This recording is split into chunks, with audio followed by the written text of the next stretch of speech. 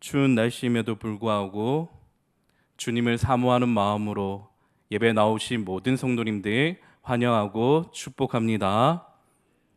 우리 옆에 분에게 한번 인사했으면 좋겠습니다. 예배 자리에 참 잘 나오셨습니다. 하나님의 은혜가 이곳에 있는 줄로 믿습니다. 아멘. 사랑의 눈을 떠라 라는 제목으로 우리 함께 하나님 말씀 나누겠습니다. 예수님은 신체의 일부인 눈의 중요성을 강조하십니다. 마태복음 7장 22절로 23절의 말씀에 보면 눈은 몸의 등불이니 그러므로 내 눈이 성하면 온몸이 밝을 것이요 눈이 나쁘면 온몸이 어두울 것이니 그러므로 내게 있는 빛이 어두우면 그 어두움이 얼마나 하겠느뇨 라고 말씀하십니다. 눈이 몸의 등불이다. 그 눈이 성하면 온몸이 밝을 것이고 그 눈이 나쁘면 온몸이 어두울 것이다. 흔히 눈을 제2의 심장이라 말합니다. 그리고 마음의 창이라고도 말합니다. 고대 철학자들은 눈에서 영혼이 들어갔다 나왔다 출입하는 문이라고 말합니다. 그만큼 눈이 보배라는 것이죠. 그만큼 우리 신체 중에 이 눈이 차지하는 중요성이 매우 크다라는 겁니다. 사람이 한번 화가 나거나 스트레스를 받으면 몸에서 가장 먼저 반응하는 곳이 어디입니까? 바로 눈입니다. 눈을 보면 오늘 그 사람의 상태를 어느 정도 짐작할 수 있다라는 거예요.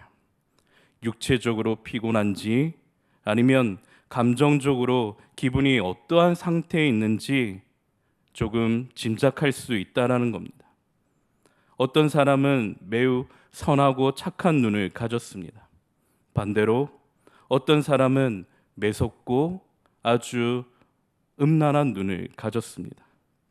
어떤 사람은 깨끗하고 맑은 눈을 가졌습니다. 그런데 반대로 충혈되고 탁한 눈을 가졌습니다. 그래서 사람이 눈이 나쁘면 얼굴빛이 나빠 보이고 온몸이 어두워 보입니다. 그 사람의 영과 육이 매우 안 좋아 보인다라는 것이죠. 죄 지은 사람의 공통적인 특징 하나가 무엇입니까? 눈을 똑바로 쳐다보지 못한다라는 거예요. 눈을 아래로 깔고 있습니다. 어느 정도 눈이 모든 것을 말해준다라는 것이죠. 옆에 분에게 오늘 다시 한번 인사했으면 좋겠습니다. 가장 상냥하고 사랑스러운 눈빛으로 당신이 있어 행복합니다 라고 한번 인사했으면 좋겠습니다. 당신이 있어서 행복합니다. 네. 유대인들에게 있어 이 눈은 욕심 또는 탐심을 상징합니다.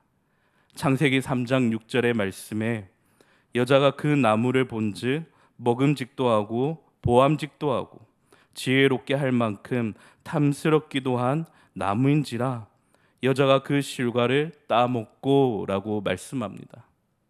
창세 때 원죄가 어떻게 들어왔습니까? 바로 사단은 이 하와를 깨어 그 눈을 멀게 했다라는 겁니다. 전에는 하나님의 말씀에 전적으로 동의했고 순종하였지만 이 사단의 꾀임에 넘어간 그 하와가 바라보는 그 선악을 알게 하는 나무는 그렇지 않았다라는 것이죠. 먹음직도 하고 보암직도 하고 지혜롭게 할 만큼 탐스러워 보였다. 천하를 통일했던 다윗은 어떠했습니까?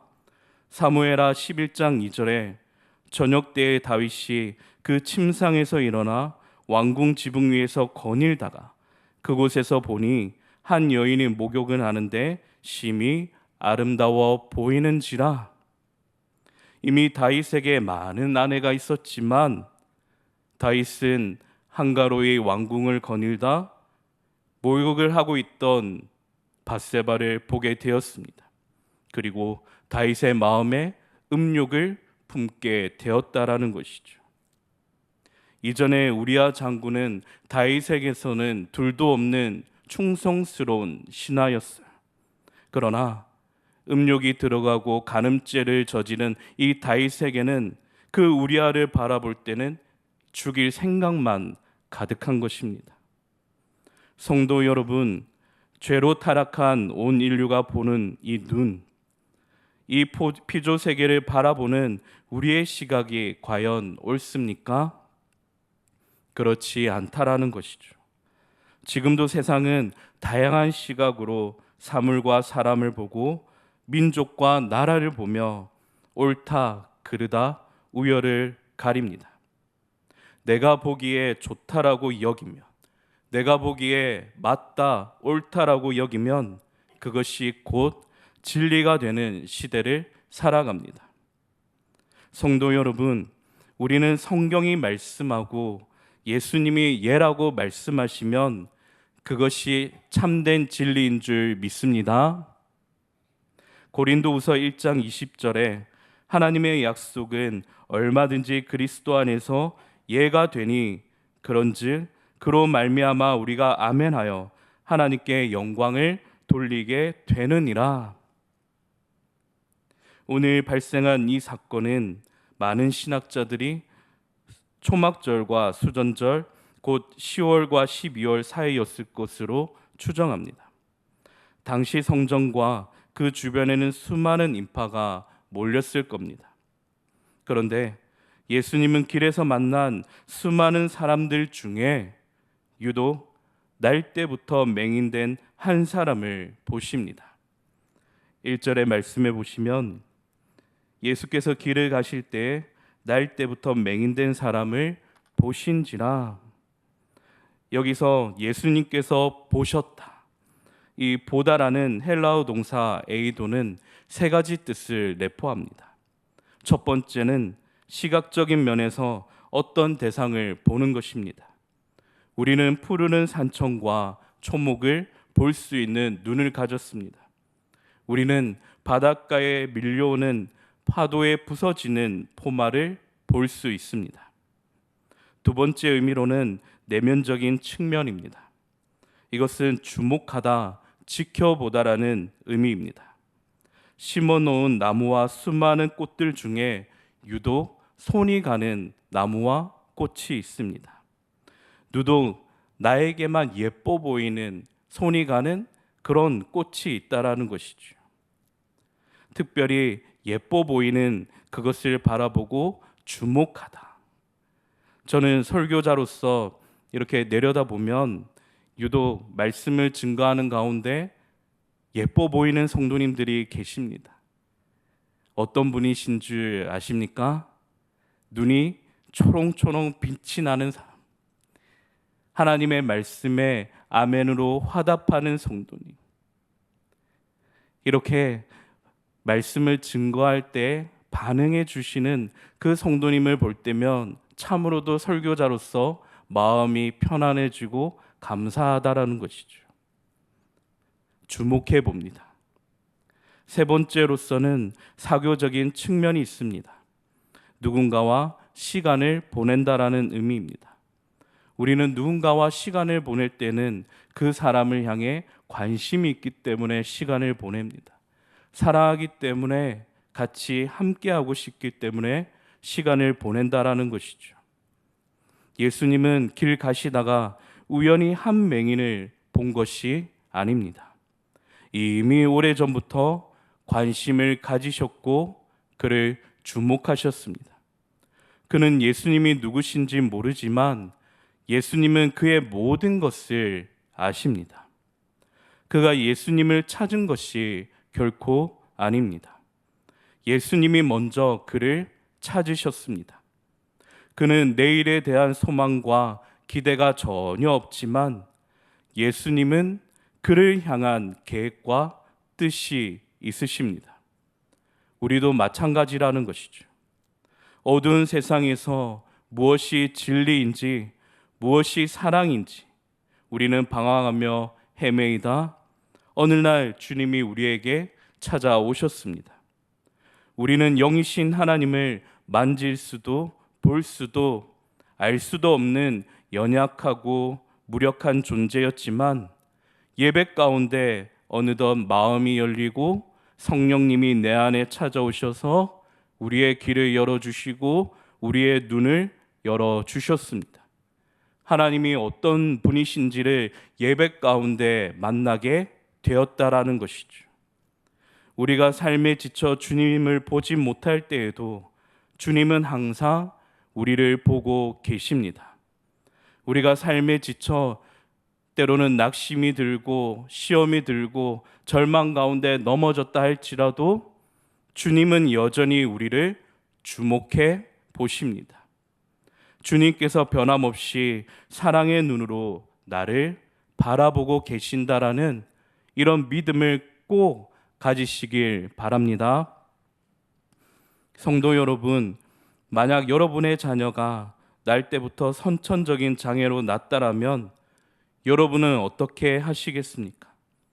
그것이 여러분에게는 저주로 보입니까? 아니면 앞이 캄캄한 불행으로 보이십니까? 아니면 부모의 죄로 인한 죄값으로 여기십니까? 당시 예수님의 제자들이 이같이 생각했다라는 거예요. 2절의 말씀에 보면 제자들이 물어 이르되 랍비여 이 사람이 맹인으로 난 것이 누구의 죄로 인함이니까? 자기니까? 그의 부모니까? 유대인들은 처음부터 정상인으로 나지 않고 장애로 난 것이 죄가 많아서 하나님이 그 가정에 벌 내리셨다라고 생각한 겁니다. 제자들도 이미 자신들의 생각이 옳다라는 시각을 가졌다라는 걸 이미 답을 갖고 주님께 나와 질문한 것입니다. 내가 죄를 지었기 때문에 불행이 닥쳤다라는 겁니다. 자녀가 선천적인 장애를 앓거나 원인을 알 수 없는 이상한 질병에 걸린 것은 모두 죄 때문이라고 보는 것입니다. 물론 성경에서 죄 때문에 가난이 찾아옵니다. 물론 성경에서 하나님과의 단절을 통해 질병이 찾아옵니다. 물론 성경에서 이 죄로 인해 재난과 재앙이 찾아옵니다. 그러나 우리 인생의 모든 문제들을 이 죄 때문이라고 생각한다는 것은 하나님을 반쪽만 알고 있다라는 것이죠. 죄에 대한 하나님의 징계와 심판이 있다라고 믿는 것을 우리는 인과응보 신학이라고 말합니다. 그렇다고 우리 삶에 불어닥친 모든 문제가 죄로 인한 결과라고 단정 짓는 건 하나님을 온전히 아는 것이 아니라 반쪽만 안다라는 거예요. 오해입니다. 욥을 한번 보십시오. 욥은 하루아침에 자녀들과 종들이 죽었습니다. 집이 무너졌습니다. 모든 것이 산산조각 난 쑥대밭이 되었습니다. 그 많던 재산이 하루아침에 사라졌습니다. 곁에 유일하게 남은 아내마저 그를 저주하고 떠납니다. 욥이 얻은 건 밤새 잠 못 자는 고통뿐이었어요. 머리부터 발바닥까지 심한 악창으로 몸을 마구 긁어댑니다. 피고름이 납니다. 심한 악취가 납니다. 살이 썩어 구더기가 기생하는 큰 재앙을 이 욥이 맞닥뜨렸다라는 거예요. 더군다나 욥의 세 친구는 욥에게 다가와 어떻게 말합니까? 엘리바스, 소발, 비다시 모두 욥이 하나님 앞에 범죄했기 때문이라고 단정짓습니다. 그러나 하나님은 욥의 고난, 욥의 불행, 욥의 저주가 세 친구의 말대로 죄로 인함이 아니다라고 욥기서 42장 7절로 8절에 판결하십니다. 하나님은 욥의 고난을 통하여서 하나님의 선하신 뜻과 목적을 발견하는 과정이라고 말씀하신다라는 것이죠. 예수님 또한 단호히 말씀하십니다. 3절의 말씀 함께 읽겠습니다. 예수께서 대답하시되 이 사람이나 그 부모의 죄로 인한 것이 아니라 그에게서 하나님이 하시는 일을 나타내고자 하심이라. 성도 여러분, 우리가 겪는 모든 고난과 질병이 죄 때문에 이런 응과응보적 시각은 복음적인 시각이 아닙니다. 우리가 무조건 죄 때문에 고난과 시련이 찾아왔다라고 생각한다면 우린 벌써 망했어야 됩니다. 죄 때문에 내 삶에 이런 불행이 찾아왔다라고 생각했다라면 우리는 벌써 징계받고 심판받아 죽어 마땅한 존재였다라는 것이죠. 그러나 우리는 하나님의 한량없는 은혜로 구원받았고 내일에 대한 기대와 소망이 우리에게 있는 줄로 믿습니다. 성도 여러분, 고난 속에서도 하나님의 뜻이 있으십니다. 고통 너머에도 하나님의 선하신 계획이 있으심을 믿으시길 바랍니다.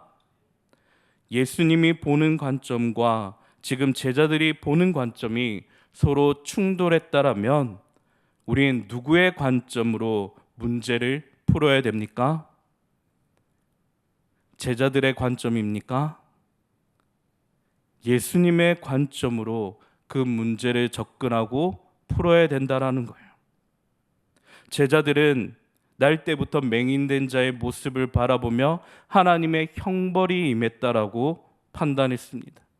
그러나 하나님은 그를 향하신 하나님의 분명한 목적이 있다라고 말씀하고 있다라는 거예요. 사랑의 눈으로 예수님의 관점으로 모든 것을 바라보시고 해석하시길 바랍니다. 자, 그런데 예수님이 소경의 눈을 어떻게 치유하셨습니까? 두 가지 명령하십니다. 첫 번째는 6절의 말씀에 보면 예수님이 땅에 침을 뱉어 진흙을 이겨 소경 눈에 턱 하고 바르십니다. 왜 예수님이 이런 이상한 행동을 하십니까? 이 장면은 창세기 2장의 창조 사역을 떠올리게 하는 장면입니다. 창세 때 하나님은 여섯째 날 하나님의 형상을 닮은 사람을 창조하실 때 자연의 많고 많은 그 재료 중에 무엇으로 사람을 빚으셨습니까? 흙으로 빚으셨습니다. 모든 천지 만물을 하나님이 창조하실 때는 있으라, 빛이 있으라 하고 선포하셨어요. 그러나 창세기 2장 7절에 여호와 하나님이 흙으로 사람을 지으셨다라고 말씀합니다. 하나님의 창조의 손으로 직접 흙을 빚어 하나님의 형상을 닮은 사람을 창조하셨다. 그리고 그 코에 생기를 불어넣으셨습니다. 예수님이 흙과 침으로 소경의 눈에 바르신 이 장면은 깨어진 하나님의 형상을 재창조하신다라는 겁니다. 예수님이 사람을 창조하신 창조주 하나님이시면 연약한 사람을 고치시고 회복하시는 그 능력이 누구에게 있다라는 말씀입니까? 예수님께 있다라는 겁니다. 예수님이 사람을 창조하셨으면 나의 연약함과 나의 부족함과 나를 회복시키시는 분이 누구십니까? 예수님이시라는 거예요. 사랑하는 성도 여러분, 예수님이 우리를 새롭게 하신 줄로 믿습니다. 예수님이 우리의 완전한 치료자 되십니다. 고린도후서 5장 17절에 그런즉 누구든지 그리스도 안에 있으면 새로운 피조물이라 이전 것은 지나갔으니 보라 새 것이 되었도다. 우리들은 헝거, 낡은 거, 오래된 거, 칙칙한 거 매우 싫어합니다. 우리는 세련된 거, 새 옷, 새로운 음식, 새 차, 새 아파트, 우리는 항상 새 것을 좋아합니다. 하나님이 우리를 바라보실 때 헝거, 낡은 거, 칙칙한 거 그렇게 말씀하지 않으신다라는 거예요. 우리를 바라보실 때 너는 항상 예수 안에서 새로운 피조물이라 이전 것은 지나갔으니 보라 새 것이 되었도다 선언하시는 겁니다. 우리가 왜 옛 과거에, 우리가 왜 옛 상처에 그렇게 절망하고 계십니까? 왜 아파하고 계십니까? 하나님께서 우리를 바라보실 때는 너는 항상 새 것이다, 이처럼 귀한 것이다, 소중한 것이다 라고 말씀하신다라는 거예요. 둘째는 하나님께서 맹인을 어떻게 치유하시면 7절의 말씀에 보면 실로암 못에 가서 씻으라 명령하십니다. 실로암은 보냄을 받았다라는 뜻입니다. 이스라엘 고고학자들이 말하길 실로암으로 가는 길은 예루살렘 근처 구불구불 경사진 돌계단 길이었다라고 말합니다. 앞이 전혀 보이지 않는 상황입니다. 한 치 앞도 스스로 내디딜 수 없는 연약함을 안고 있는 소경입니다. 이 소경의 입장에서는 예수님의 이 말씀이 참으로도 순종하기 힘든 길이라는 거예요. 홀로 예수님의 말씀을 붙들고 걸어가는 길, 더듬더듬 짚어가는 길, 그 길은 매우 경사지고 구불구불한 매우 힘든 길입니다. 아니, 맹인에게 생전 처음 걷는 길일 수도 있을 것입니다. 말씀에 순종하는 새로운 도전이 따랐다라는 거예요. 쉽지 않습니다. 낯섭니다. 넘어지고 부딪힙니다. 온몸에는 상처 투성이 뿐입니다. 그럼에도 그 길을 묵묵히 말씀을 의지해 걷습니다. 결코 넓고 평탄한 길이 아닙니다. 좁고 협착한 길입니다.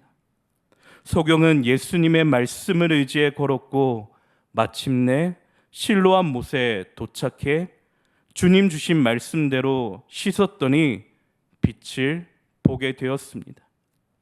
난생 처음 세상을 보았습니다. 하나님이 지으신 모든 세계가 이처럼 아름다워 보였습니다. 이름 모를 지저귀는 저 산새들도, 그리고 작은 풀 한 포기에도 그는 모든 것이 새롭고 아름다워 보였습니다.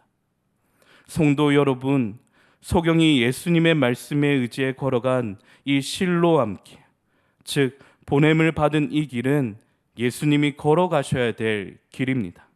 십자가 길입니다. 그리고 우리가 주님 뒤를 따라가야 될 길입니다. 그 길은 고난 없이, 눈물 없이, 아픔 없이 따라갈 수 있는 길이 아닙니다. 그 길은 믿음과 순종 없이 결코 따를 수 없는 길입니다. 주님은 십자가를 알면서도 우리를 위해 끝까지 순종으로 가신 사랑의 길입니다. 예수님은 죄로 눈먼 온 인류의 눈을 뜨게 하시려고 십자가에 단번에 죽으셨습니다. 이사야서 42장 7절에 네가 눈먼 자들의 눈을 밝히며 흑암에 앉은 자를 감방에서 나오게 하리라. 미국의 유명한 헬렌 켈러 여사가 있습니다. 그녀가 어렸을 때 심한 열병으로 기머거리, 그리고 앞을 보지 못하는 맹인이 되었습니다. 눈도 보이지 않고 들리지도 않고 말할 수도 없다는 것이죠. 2중 3중고의 고통을 안고 있습니다. 그러나 예수님을 영접한 후에 영의 눈이 밝아져 시각장애인을 위한 학교를 무려 50개 이상 세웠다라고 합니다. 신문 기자가 어느 날 헬렌 켈러 여사에게 나와 이렇게 질문합니다. 헬렌 켈러 여사여, 당신이 앞을 보지 못하는 것이 얼마나 고통스러웠는지 말씀 좀 해주시겠습니까? 그렇게 물었더니 그녀가 대답합니다. 나는 한 번도 보지 못하는 눈 때문에 하나님 앞에 불평한 적이 없습니다. 못 보는 두 눈 때문에 세상에서 불평하며 하나님을 원망하기보다 하나님을 더욱 잘 섬기고 이렇게 일을 할 수 있다라는 것에 그저 감사할 뿐입니다. 예수님은 사람을 죄인으로 규정하지 않으셨습니다.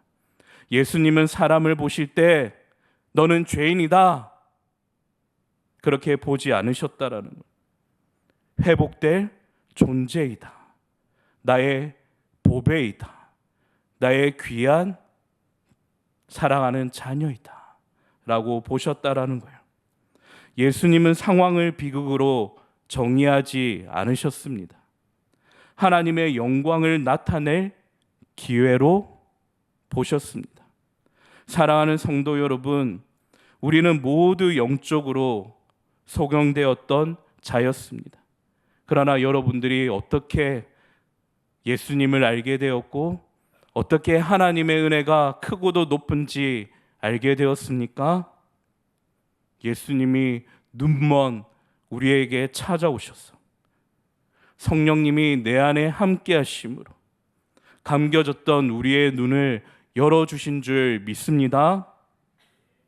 성도 여러분, 남은 인생 여러분들이 살아갈 그 사명이 있습니다. 여러분들은 세상을 바라보시고 교회를 바라보시고 성도를 바라보실 때 어떠한 눈으로 바라보셔야 되겠습니까? 사랑의 눈으로 가정과 교회와 이웃을 바라보시길 축복합니다.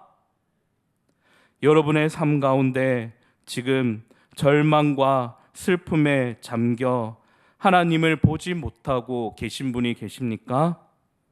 하나님이 그 분에게 지금 슬픔에 잠겨 있는 그 성도님에게 어느 날 다가가셔서 그 눈을 열어주시고 감사와 기쁨으로 바꾸실 줄 믿습니다.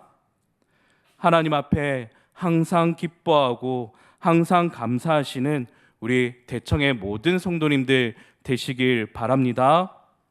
기도하겠습니다.